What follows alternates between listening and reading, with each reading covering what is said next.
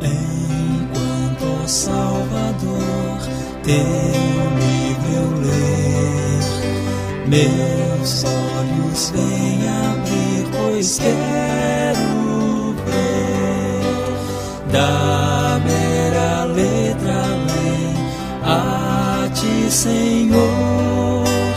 Eu venho a ti, Jesus, meu Redentor. À beira-mar, Jesus, partiste o pão, satisfazendo ali a multidão.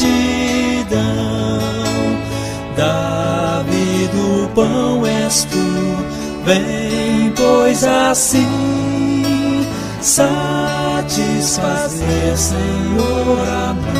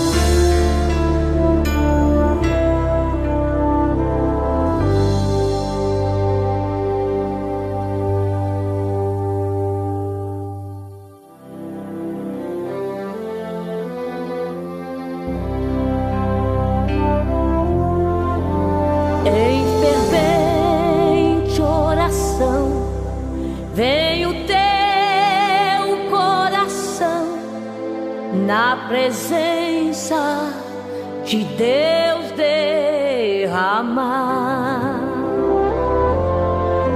mas só podes fluir o que estás a pedir quando tudo deixares no altar.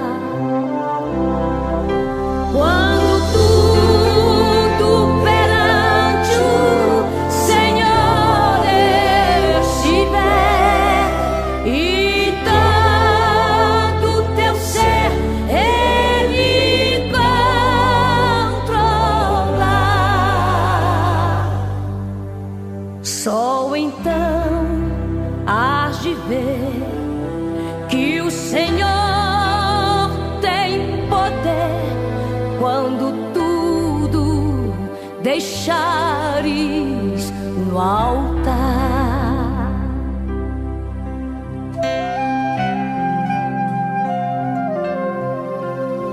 Maravilhas de amor te fará atendendo a oração que aceitar.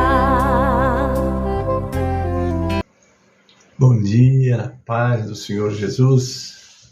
Estamos aqui hoje nesse dia especial, dia que se comemora o Dia das Mães. Eu quero fazer uma oração por todas as mães e depois uma singela homenagem a essas que têm sido, vamos dizer assim, o favor de Deus. Primeiro para o Adão, fez-lhe uma companheira. Depois para os filhos, né? Vamos orar, irmãos. Sejam bem-vindos todos. Recebam um abraço do pastor Gênesis, da nossa escola. E nós daremos sequência ao nosso estudo, mas antes queremos orar e fazer uma homenagem a todas as mães. Bem-vindo, pastor Wesley, estamos aí. Amém, Pai Celeste. Quero te agradecer, primeiramente, a noite de paz que desfrutamos.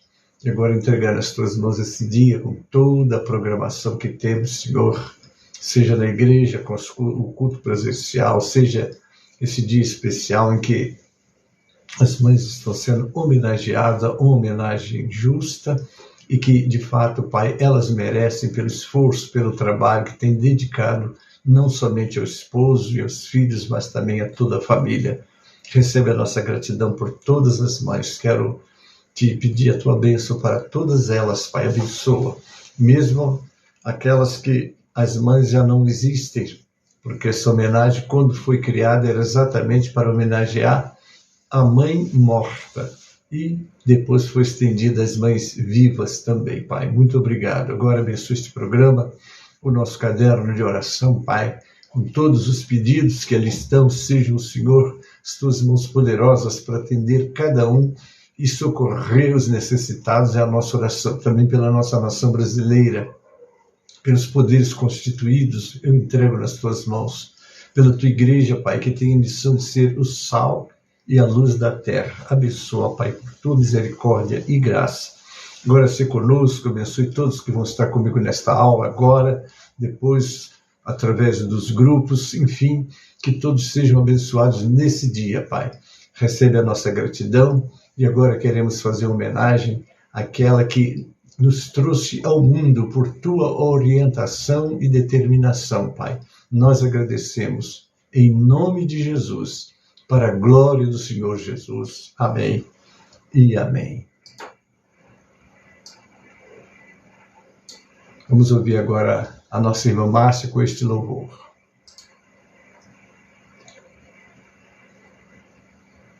Glória a Deus.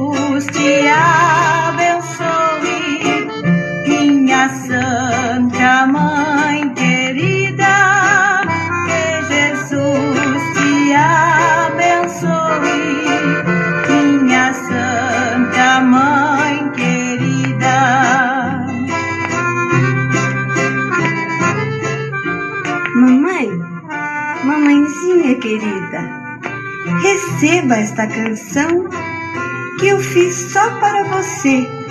Esta é minha gratidão.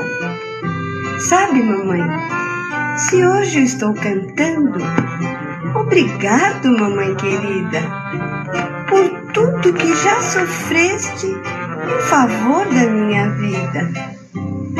Mais uma vez eu te agradeço. Obrigado, mamãe querida. Que você seja feliz na estrada desta vida. Que Jesus te abençoe, minha Santa Mãe querida. Que Jesus te abençoe, minha Santa Mãe querida.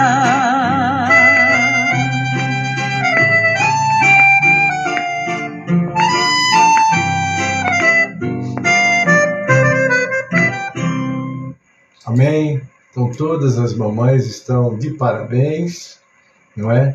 Porque de fato elas merecem pelo esforço e por todo o trabalho que elas têm feito. Quem pode se comparar ao amor de mãe? Noemi dos Santos, bem-vinda, querida, Pai do Senhor. Hoje as mamães estão celebrando, né, e com muita justiça elas terem um dia em que são lembradas. Elas precisam ser lembradas todos os dias. Eu quero trazer para vocês um pequeno comentário sobre a origem do Dia das Mães. O Dia das Mães é uma celebração que surgiu nos Estados Unidos sendo fundada por Ana Jarvis, filha da ativista Ana Jarvis. Ele foi criado por Ana como uma forma de homenagear sua mãe falecida em 1905. Sua criação oficial aconteceu em 1914 por meio do presidente norte-americano Wilson. Ana Jarvis deu continuidade ao trabalho de sua mãe e conseguiu fazer com que fosse reservado um dia em comemoração também às mães vivas. Ela mesma estendeu essa homenagem para as mães vivas, como hoje aquelas pessoas que suas mães já partiram, digam, mas como é que eu vou comemorar o dia se a minha mãe já faleceu? Então saiba que esse dia foi criado exatamente para celebrar, não é? Ou para homenagear a mãe morta de Ana. Ana Jarvis deu continuidade ao trabalho de sua mãe e conseguiu fazer com que fosse reservado esse dia. A data foi oficializada nos Estados Unidos em 1914 por esse presidente Wilson, de 1856 a 1924, e se popularizou pelo mundo.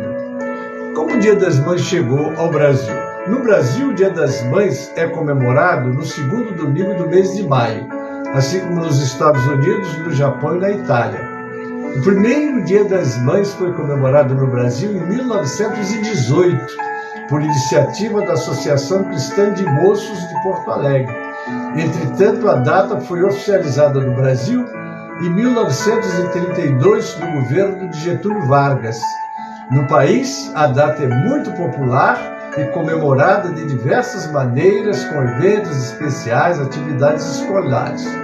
Agora quero dar uma homenagem a você, mamãe, que está aí conosco. A minha já partiu, sei que de muitos que estão assistindo esse programa, já suas mães partiram também. Só tem um detalhe, que esse dia foi criado exatamente para homenagear a mãe que partiu. Vamos lá. Mãe é amor.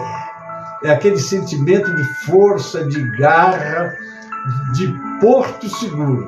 É um pensamento que supera qualquer distância. É ter alguém... Não é fácil, né? Que te passa confiança, que zela por ti cada segundo, que se dedica dia a dia para você ter o melhor, independentemente de qualquer coisa. Quantas mães dão tudo que tem, até o que não tem, pelos filhos, e eu admiro essas mulheres que de fato têm que ser considerado e festejado. Desculpa, eu sou emotivo demais. Mãe, palavra pequena com significado infinito, pois quer dizer amor, dedicação, renúncia a si próprio, força e sabedoria. Ser mãe não é só dar luz, e sim participar da vida dos seus frutos gerados ou criados. Obrigado por termos vocês. O que há de melhor em mim começa com o primeiro presente que recebi nessa vida desde que nasci. Você, minha mãe. Jamais poderei retribuir tanto amor que você me deu. Mas nesse dia quero ressaltar que meu orgulho maior é ter você, minha mãe, minha vida. Desculpem. Feliz Dia das Mães para todas vocês, queridas. Amém? De fato, foi e é um dia maravilhoso, não é? Eu vou pedir à irmã Márcia que cante para encerrar de novo o louvor que ela cantou no início, não é? Porque de fato é uma comemoração muito linda. Encerra essa homenagem para a irmã Márcia com esse louvor de novo. Desculpa.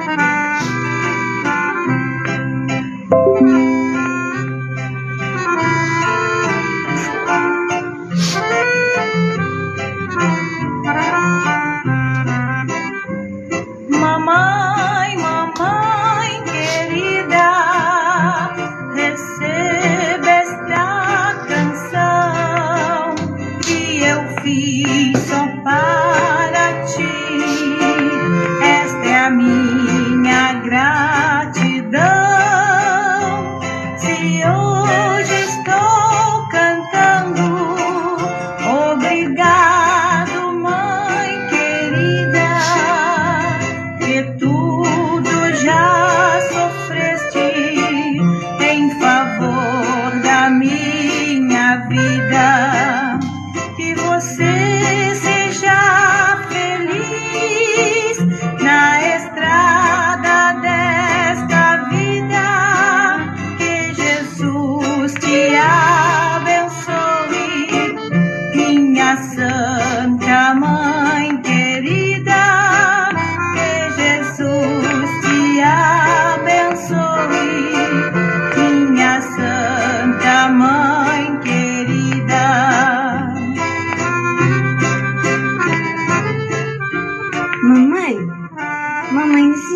querida, receba esta canção que eu fiz só para você.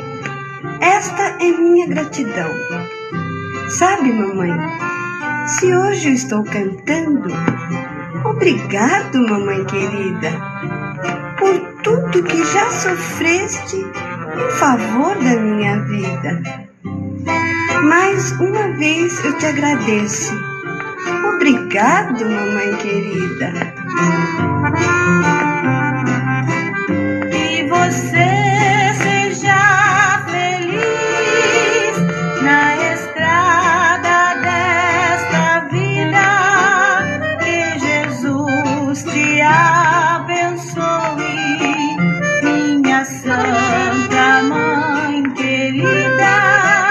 Que Jesus te abençoe, minha Santa Mãe querida.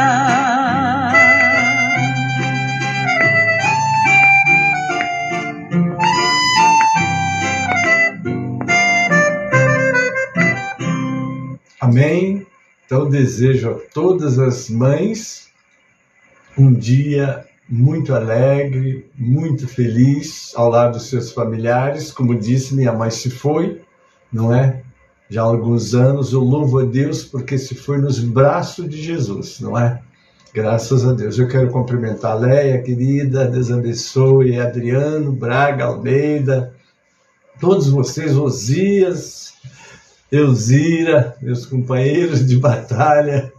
Amém, queridos? Deus abençoe. Agora vamos entrar no nosso estudo, né?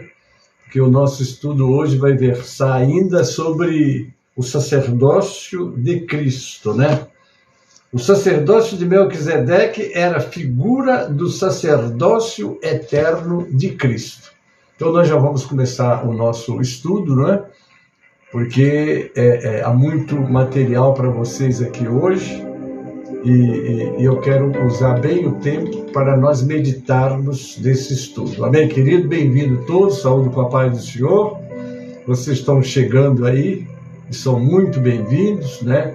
A nossa escola hoje, então, é o sacerdócio de Melquisedeque, que é comparado a Abraão. Nós vamos estar estudando hoje até o versículo 14, nós vamos ter 2 aulas para tratarmos desse assunto. Eu vou ler até o verso 14, abra sua Bíblia aí agora comigo.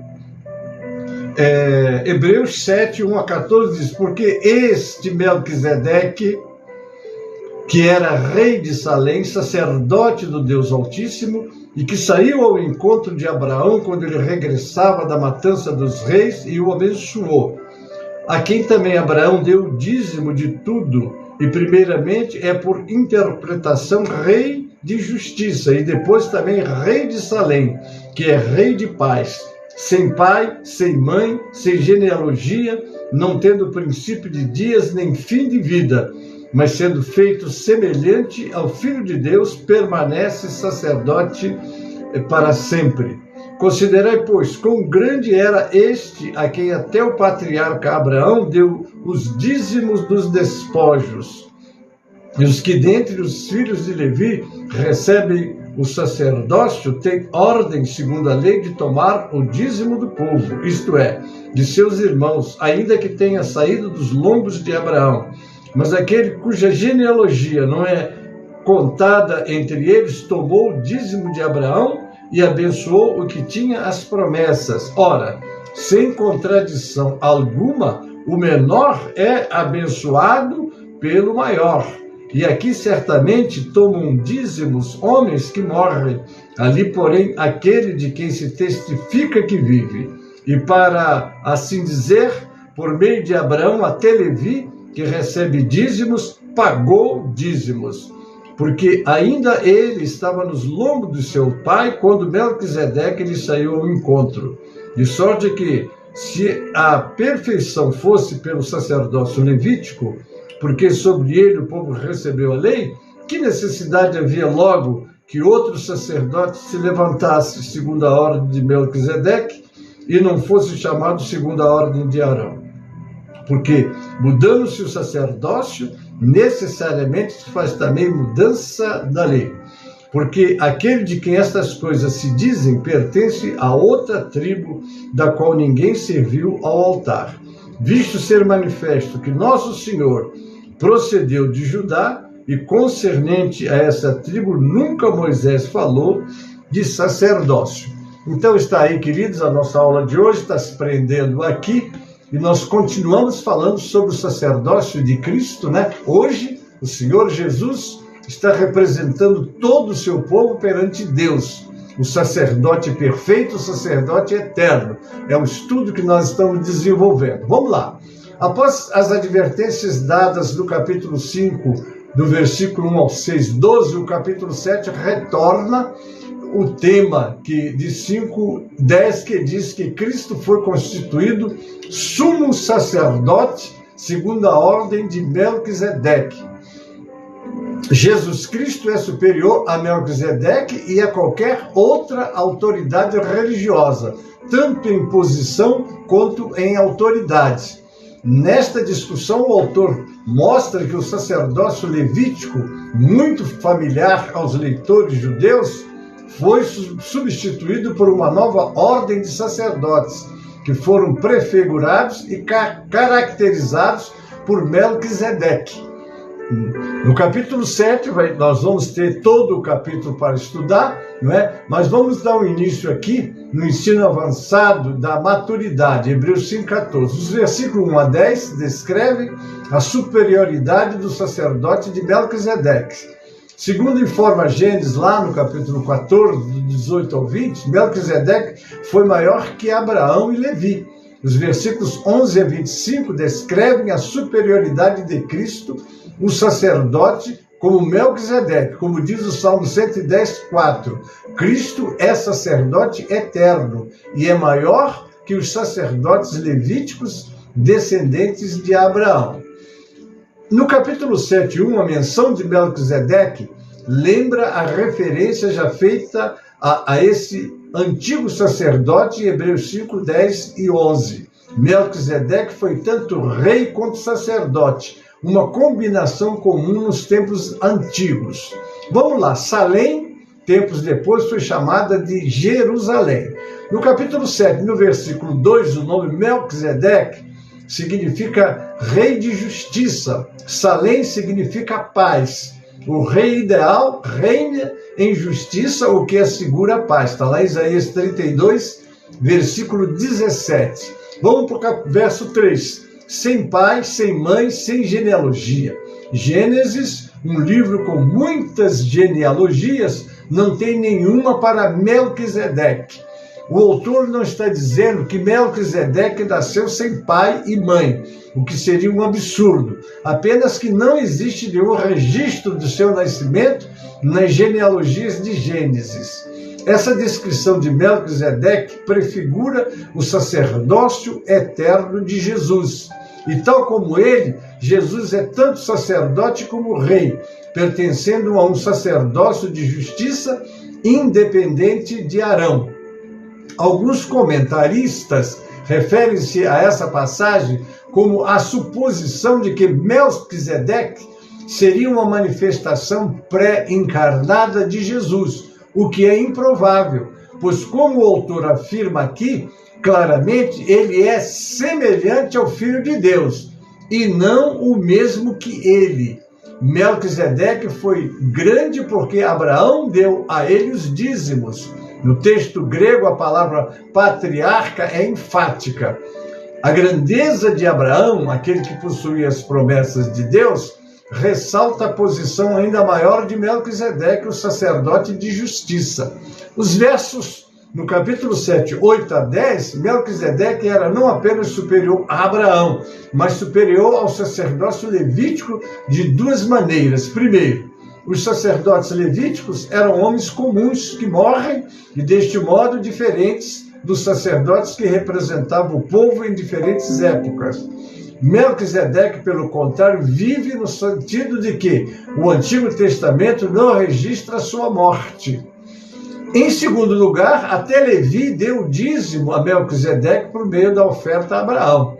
A epístola usa da expressão, e para assim dizer, para afirmar que Levi, embora ainda não nascido naquela época, e não tendo assim dado o dízimo literalmente, pelo fato de descender de Abraão, deve ser contado como tendo dado o dízimo a Melquisedeque também.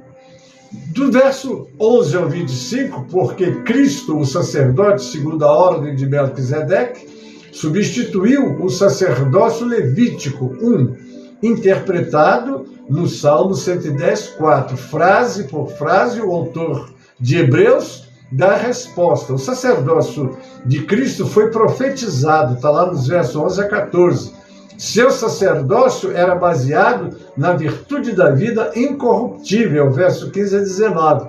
O juramento de Deus estabeleceu o sacerdócio de nosso Senhor, no verso 20 ao 22. Cristo não tem sucessor, mas permanece eternamente, nos versos 23 ao 25. Debaixo desse novo plano, a lei, verso 12, foi substituída por uma melhor esperança e um melhor conserto, está no 22. O verso 7 e 11 ainda diz: se o sacerdócio levítico tivesse sido capaz de levar as pessoas à perfeição, não seria necessário um sacerdote superior da ordem de Melquisedeque, como está no Salmo 110, verso 4. Se os sacerdotes sobre a lei de Moisés pudessem oferecer reconciliação entre Deus e o seu povo, não haveria necessidade da vinda de um Messias, aquele que restabelecesse o relacionamento dos israelitas com Deus. O 12 diz: mudança significa remoção. Está lá em Hebreus 12, 27. Se o sacerdócio de Melquisedeque removeu o sacerdócio levítico, então a lei de Moisés foi também removida. Em suma, o crente não está sob a lei, mas sim sob a justiça de Cristo, como está em Romanos 6,14, Gálatas até o versículo 24 e 25. Qualquer sistema religioso que tente permanecer sobre a lei não pode ter Cristo, porque Cristo foi o único que cumpriu plenamente a lei e pode justificar-nos.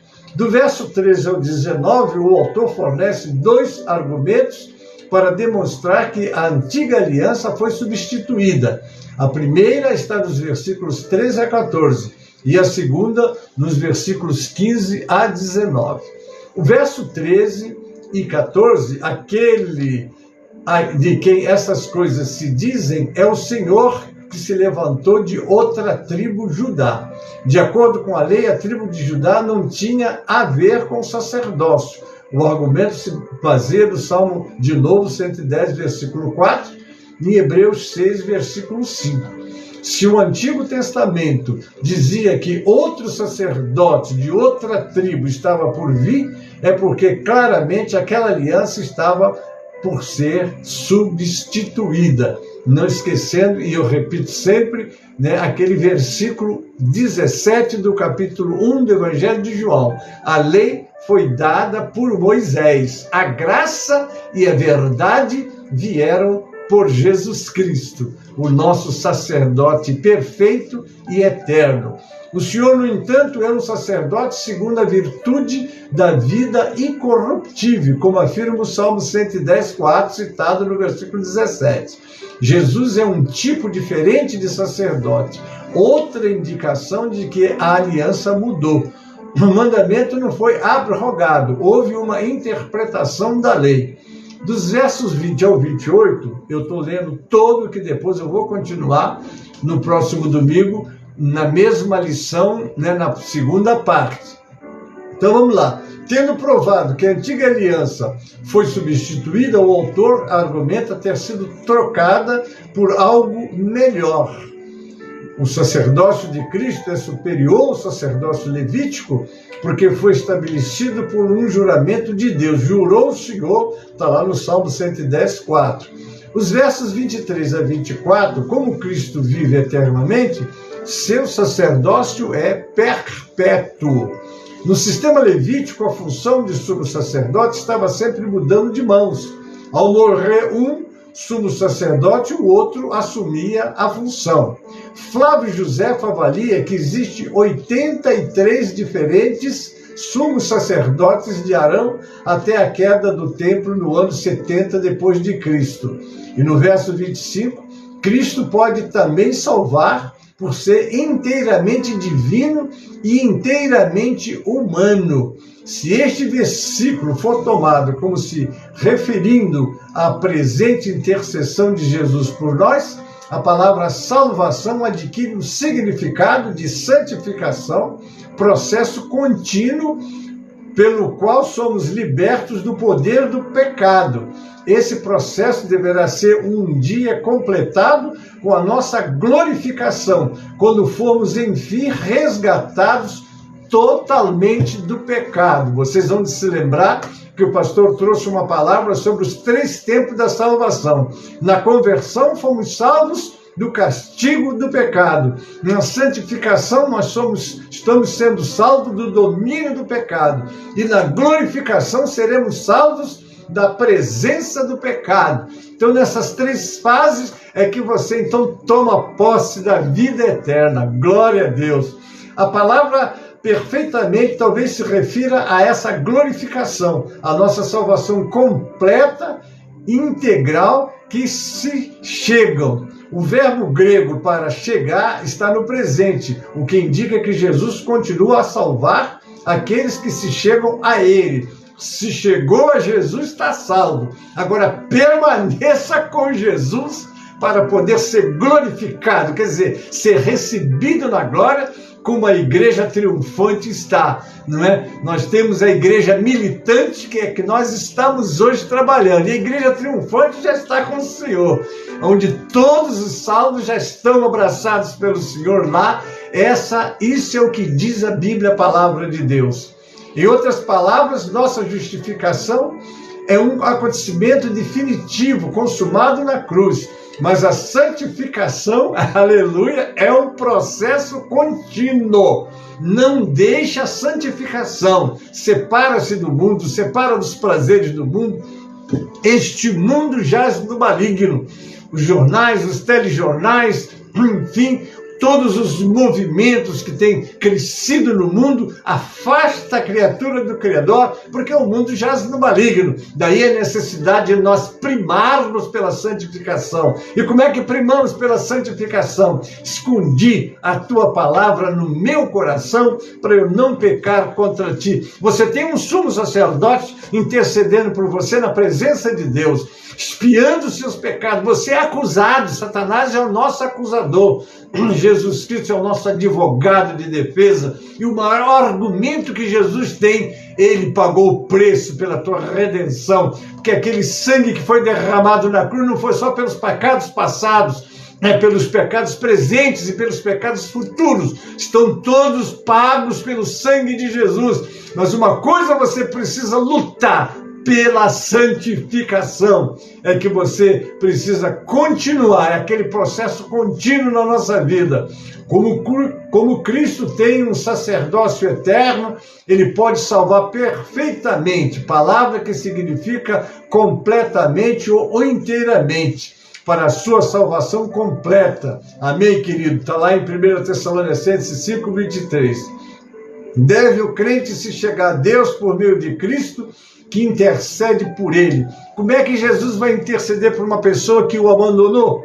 Que era exatamente o que estava acontecendo com os cristãos desse período que esse livro foi escrito, que foi exatamente para alertar os cristãos. Deixar Jesus é deixar o perdão de Deus. Jesus é o perdão de Deus para o pecador. Jesus é o mediador entre o homem e Deus. Ele está ali diante do Pai intercedendo por nós, mostrando que ele pagou o preço por nós. Satanás nos acusa e ele nos defende. Mas essa defesa vai ser continuada se você continuar buscando força de Deus para se santificar e poder viver junto com ele aqui, para poder, quando partir, receber o abraço dele na eternidade. Vinde, benditos do meu Pai, possuí por herança o reino que vos está preparado desde a fundação do mundo. O autor conclui este capítulo com um resumo de por que o sacerdócio de Jesus é superior a qualquer outro, mais sublime do que os céus, significam que Cristo é exaltado acima de tudo e se assenta na glória, aleluia, à direita de Deus. Está lá em Hebreus 1:3, 2:9, 4:14.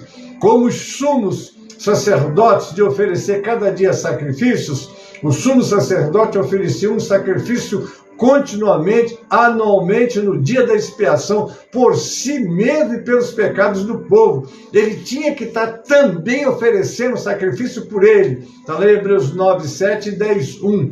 Enquanto os demais sacerdotes ofereciam sacrifício contínuo diariamente pelas culpas e pecado diante do Senhor, está lá em Êxodo 29:36. Jesus, porém, ofereceu sacrifício de si mesmo uma única vez. Foi lá, deu a sua vida, não é? Está lá no livro de Isaías 53, o castigo que nos traz a paz estava sobre ele, pelas suas pisaduras nós somos sarados. Ele é a propiciação. A palavra propiciação quer dizer, ele deu, foi ele o sacrifício, que o propiciatório era a tampa da Arca da Aliança, onde o sacerdote matava o animal e o sangue era derramado ali para expiar o pecado das pessoas que levavam o seu animal para, vamos dizer assim, pagar a sua culpa, para receber o seu perdão. Mas a propiciação foi o próprio Senhor que derramou o seu sangue diante de Deus para expiar o pecado todo com uma vez só. Jesus, porém, ofereceu de si mesmo uma única vez sacrifício não por pecado próprio, mas suficiente e perfeito pelo pecado de todos nós. Que coisa! Por ser ele perfeito, não precisou oferecer sacrifício por pecado próprio.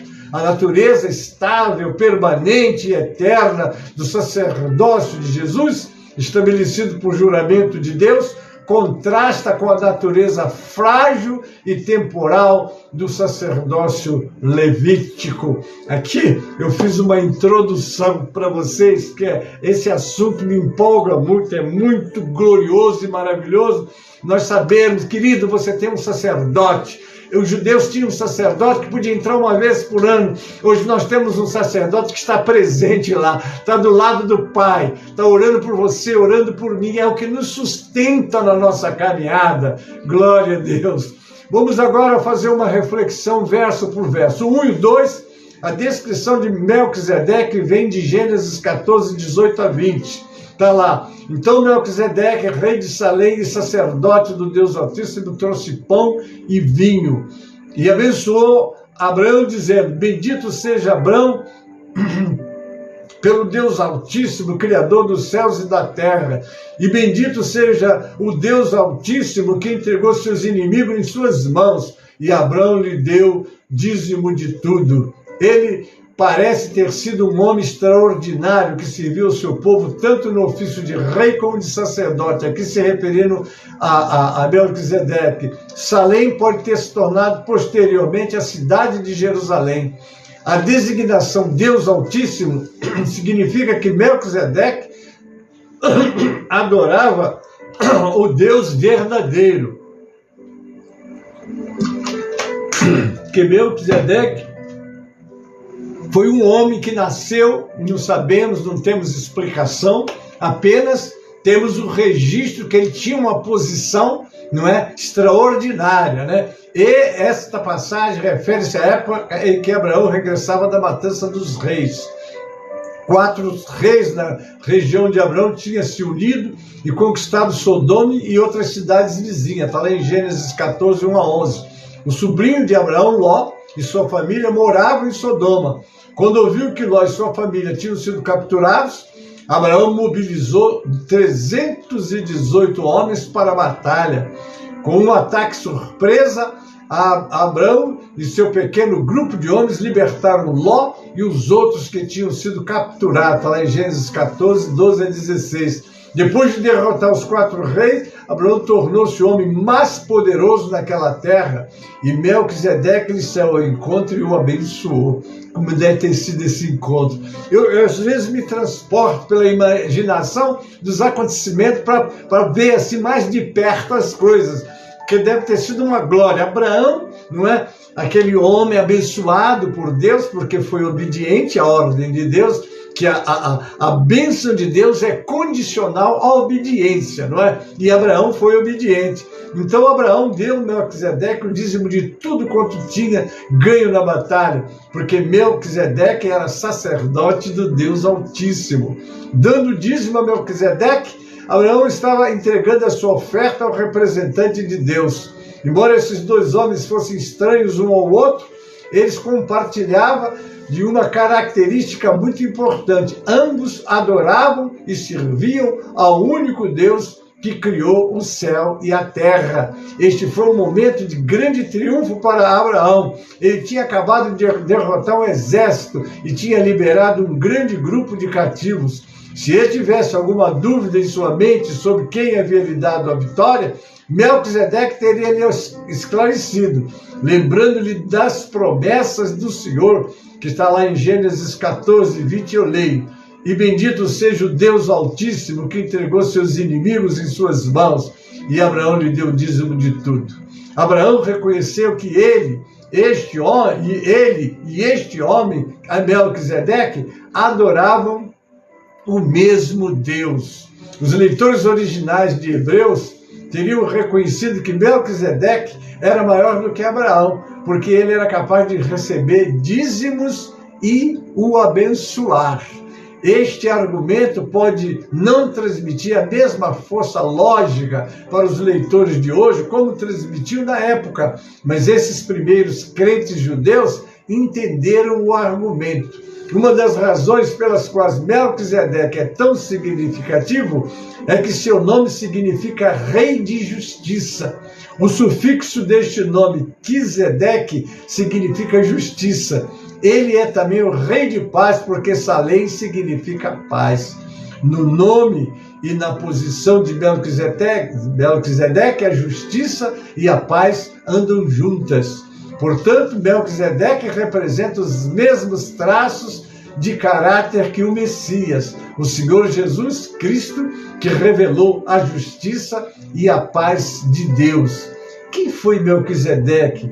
Durante anos, muitos acreditaram que ele fosse o próprio Cristo aparecendo em forma humana a Abraão, o que é tecnicamente chamado de cristofania, um aparecimento de Cristo no Antigo Testamento. Isto parece improvável, porque foi dito que Melquisedeque se assemelha a Cristo, lá no 7:3. Uma antiga interpretação judaica dizia que ele era um ser angelical, mas não há qualquer evidência em Gênesis, e o Salmo 110:4 faz dos ventos seus mensageiros e dos clarões reluzentes seus servos, ou em Hebreus, para apoiar essa teoria. Então ele foi, segundo o que diz a tradição, uma pessoa humana que não teve registro, ou pelo menos que não se anotou. Amém? A melhor interpretação é que Melquisedeque era um homem, sacerdote rei, histórico, não judeu e que viveu nos tempos antigos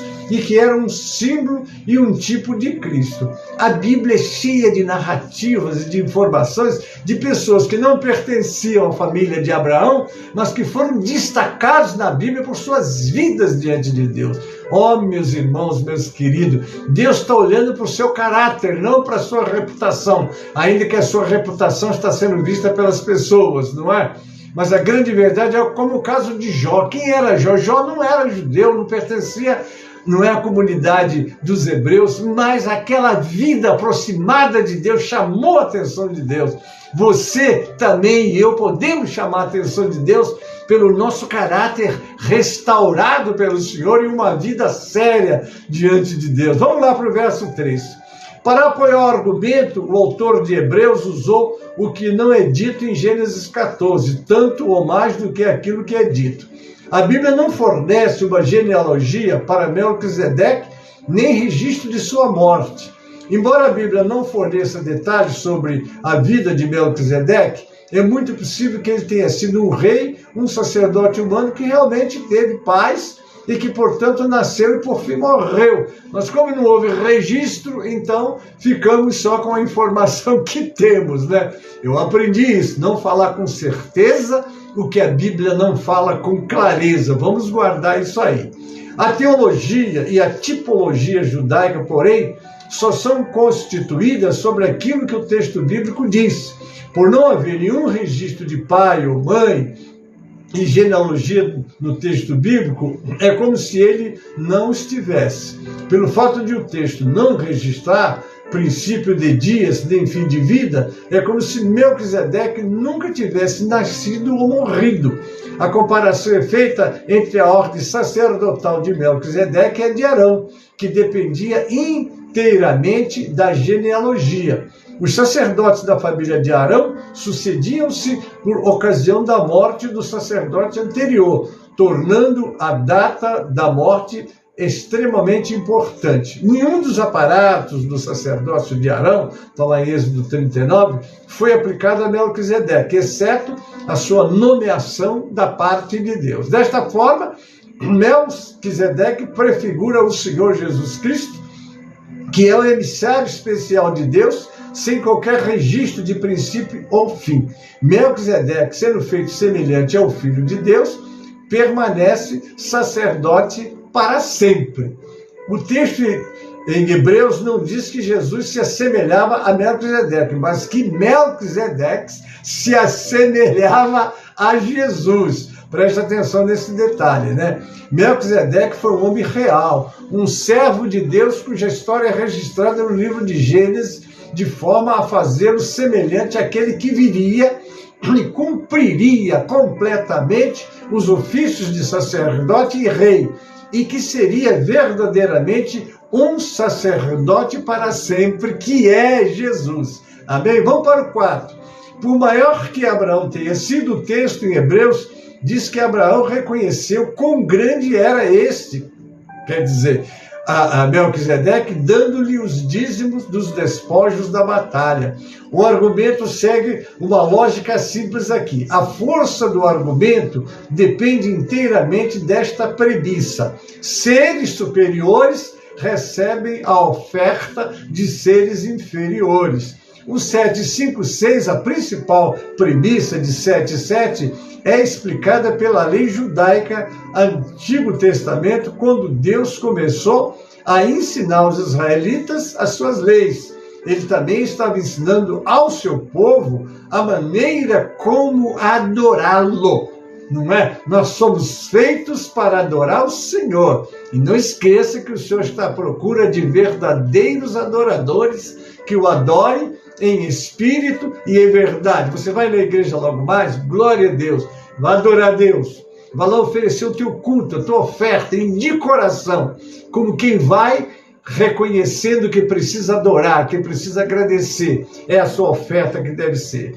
Melquisedeque não era sequer parente de Levi, contudo, ele recebeu dízimos de Abraão. Os sacerdotes e os levitas deviam a sua posição ao seu nascimento. Eles deviam o recebimento dos dízimos, as provisões que estavam na lei de Deus. Melquisedeque, porém, aparece na história como uma figura solitária. Ele recebeu o dízimo não por causa da provisão que constava na lei, mas porque Abraão reconheceu a sua grandeza. Melquisedeque, por sua vez, reconheceu que a sua posição era superior porque abençoou o que tinha as promessas. O 7:7. Para os leitores originais, era lógica, garantia a conclusão. Melquisedeque, como um sacerdote do Deus Altíssimo, tinha o poder de abençoar. Portanto, Melquisedeque devia ser superior a Abraão, que foi abençoado. Uma bênção era um ritual significativo transmitido dos pais para os filhos, bem como de pessoas proeminentes para as menos proeminentes. Desse modo, segue-se que aquele que tem o poder para abençoar é, obviamente, maior do que aquele que está sendo abençoado. Vamos lá por 7, 8 e 10. A força do argumento continua com as suposições que não são tão persuasivas hoje quanto eram naquele século. Primeiro, Melquisedeque, que é comparado aos sacerdotes levitas, que recebiam os dízimos, mas acabariam morrendo. Pelo fato de as Escrituras não registrarem a morte de Melquisedeque, é como se ele continuasse vivendo. Coisa, né? Como está registrado lá no 7:3, sem pai, sem mãe, sem genealogia, sem princípio de dias, nem fim de vida, feito semelhante ao Filho de Deus, ele permanece sacerdote para sempre. Nesse caso, o seu sacerdócio estende-se para sempre, ao contrário dos levitas, que morreram e transmitiram o seu serviço aos seus filhos. É nisso que Melquisedeque se assemelha a Cristo, que realmente vive e serve para sempre. O que o autor afirma sobre Melquisedeque, a partir do registro, Jesus cumpre em pessoa e poder. Tendo morrido na cruz, ressuscitado, Jesus vive e nunca mais morrerá. Quem morreu foi o homem Jesus. O Deus Jesus não podia morrer, porque ele é o autor da vida. O 7:11, agora eu vou falar do 11 ao 19. O escritor procura mostrar como o sacerdócio levítico e o sistema ritual de sacrifícios eram insuficientes para salvar o povo. Portanto, esse sistema era meramente uma preparação, uma figura do que viria a ser e se cumpriria. Se o sacerdócio levítico tivesse sido suficiente, o autor pergunta: que necessidade havia logo de que outros sacerdotes se levantassem? O sacerdócio levítico não poderia permitir que o povo se aproximasse de Deus, porque apenas os sacrifícios de animais realmente não poderiam fazer nada para remover os pecados. Assim, os propósitos de Deus não poderiam ser alcançados através do sacerdócio do Antigo Testamento. O 7:12. As provisões para o sacerdócio levítico eram dadas na lei, incluindo seus deveres, ordenações, roupas e etc. Vamos para o 13, eu estou terminando. Portanto, mudando-se o sacerdócio, necessariamente faz também a mudança da lei. As leis cerimoniais foram substituídas pelo próprio Cristo, que foi o sacrifício final e suficiente. Cristo não é apenas um outro sacerdote no antigo sistema. Antes o sistema inteiro foi mudado com Cristo, como sumo sacerdote no novo sistema. Para os cristãos que estavam se inclinando ao judaísmo, essas palavras serviam como lembretes de que os seus antigos caminhos judaicos tinham sido cumpridos, isso substituído pelo precioso Cristo. Cristo veio cumprindo a lei, cumprindo todas as cerimônias, e nele se encerrou tudo que se fazia, que era tipologia, que tipificava o Cristo. Pela lei, apenas os levitas podiam servir como sacerdote, está lá no 7, 5 e 6. A lei requer do sacerdote, entre os descendentes de Levi, não é? Que recebia os dízimos do povo, isto é, dos seus irmãos, embora esses sejam descendentes de Abraão. Este homem, porém, que não pertencia à linhagem de Levi, recebeu os dízimos de Abraão e abençoou aquele que tinha as promessas. Aquele de quem estas coisas se dizem, Jesus, pertence a outra tribo. Ele procedeu de Judá. Está lá em Lucas capítulo 2, versículo 4, 3, 31 e 33. Judá, uma das 12 tribos de Israel, era a maior tribo. Está lá em Números capítulo 1, versos 20 a 46. E era a tribo de onde a maioria dos reis de Israel tinham vindo. Posteriormente, Judá foi uma das poucas tribos a voltar para Deus depois de um século de cativeiro sob poder estrangeiro hostil. Também foi profetizado que Judá seria a tribo da qual viria o glorioso Messias. Está aqui em Miqueias capítulo 5, 2. Mas tu, Belém, Efrata, embora pequena entre os clãs de Judá, de ti virá para mim aquele que será o governante sobre Israel. As suas origens estão no passado distantes, em tempos antigos. Este é o único exemplo mais indiscutível de que a lei cerimonial do Antigo Testamento não pode e nunca pôde trazer salvação.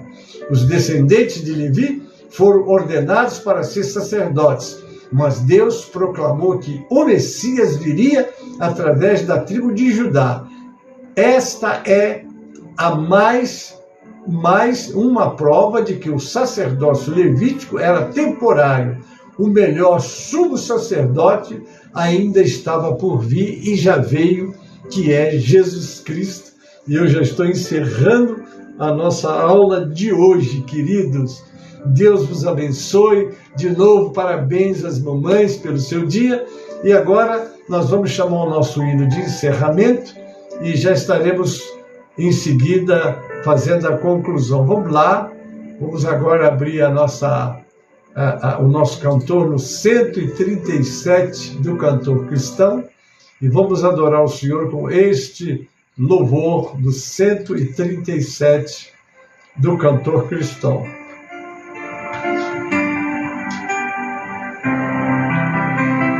Vamos lá?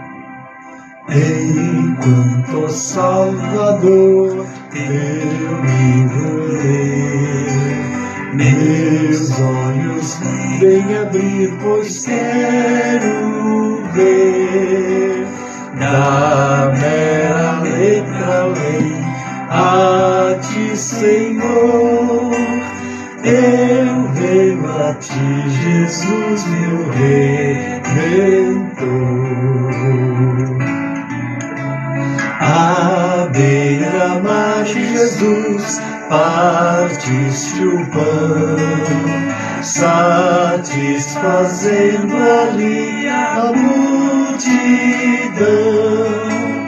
Dá-me do pão és tu, vem, pois assim satisfazer, Senhor, a mim.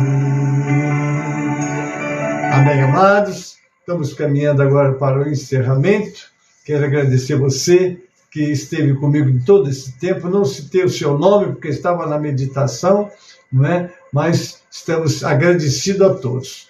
Quero lembrar vocês que hoje, às 16 horas, nós temos o nossa escola bíblica na sede, com o presencial. Se esforce para estar lá, juntos estudando a palavra, não é? Você teve o dia inteiro, né, até o meio-dia, vamos almoçar com os pais, mas à tarde e à noite vamos estar na igreja, né, celebrando a nossa presença e a nossa escola. À noite, nós temos o nosso culto de missões. Missões está no coração de Deus, tem que estar no nosso também. Temos os missionários trabalhando no campo, levando a palavra, e precisamos arrecadar as nossas ofertas para estar fazendo a sua manutenção. Não esqueça de ir e levar a sua contribuição também.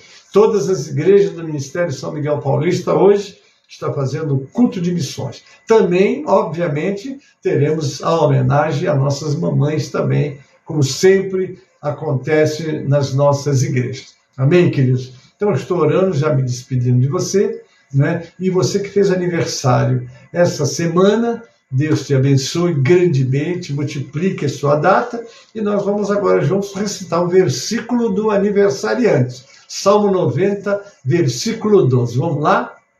Ensina-nos a contar os nossos dias de tal maneira que alcancemos corações sábios. Amém? Deus te abençoe e que esses anos se multipliquem, sobretudo na presença de Deus. Amém? Então vamos orar. Deus abençoe. Não esquece que meio-dia nós temos o clamor do meio-dia. Às 18 horas nós temos o clamor das 18 horas com as nossas irmãs.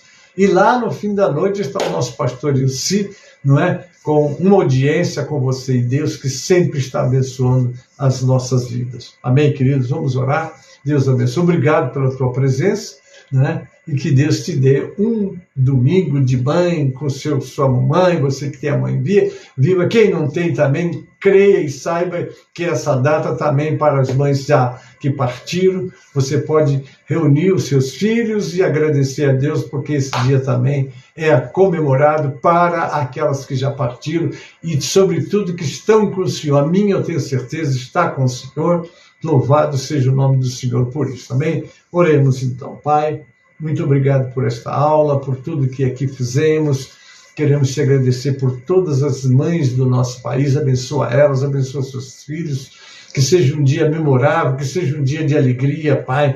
Tu sabe que muitas mães sofrem com alguns problemas dos filhos, mas te peço consolo também para elas, ó Pai. Sejam as tuas mãos poderosas cuidando dessas vidas tão preciosas, tão dedicadas, e que tem de Deus uma missão: criar, sustentar, educar, porque muito mais do que o pai, a mãe cuida e eduque dos seus filhos, Pai. Senhor, assim nós te agradecemos. Recebe a nossa gratidão por tudo, a oração que fazemos. Prepara-nos para o clamor do meio-dia, para o culto das 18 horas, para os cultos presenciais que estarão acontecendo em nossas igrejas, Pai. Que a tua presença seja, ó Deus, muito boa, gloriosa para abençoar o teu povo. Eu oro assim e já agradeço. Agora pelo nosso caderno de oração, pelos nossos aniversariantes dessa semana, nós te agradecemos, e por todas as mamães. Recebe a nossa gratidão. Eu oro assim, com ação de graças, em nome de Jesus, e para a glória do Senhor Jesus. Amém e amém.